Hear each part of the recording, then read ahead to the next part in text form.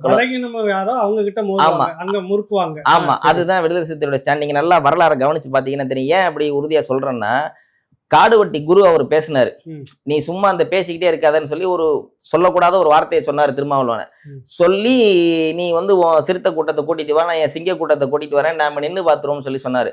அதற்கு இதே போல ஏர்போர்ட் மூர்த்தியை ஆளை ஏவி விட்டு அடிச்ச திருமாவளவன், இந்த வந்து ராஜீவ்காந்தி ஆளை ஏவி விட்ட திருமாவளவன் காடுவெட்டி குருட்ட வாலாட்ட முடியாது. ம்.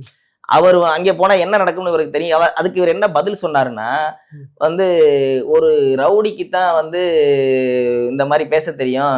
நான் ஒரு தலைவன், நான் ஒரு ஜனநாயக ரீதியா நடந்துக்கக்கூடிய ஆளு, எனக்கு ரவுடித்தனம் பண்ண தெரியாது, இதெல்லாம் நம்ம கடந்து போகணும் அப்படின்னு சொன்னாரு.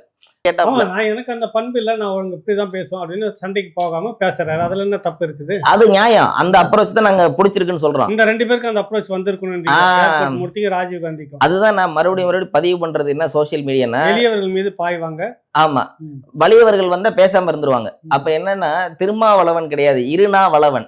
இரு நாக்கு இருக்கு அவருக்கு. ஒருத்தருக்கு ஒரு அப்ரோச், இன்னொருத்தருக்கு இன்னொரு அப்ரோச் சொல்லுவோம். இவருடைய கட்சி இந்த வார்த்தை தவறான வார்த்தை இல்ல.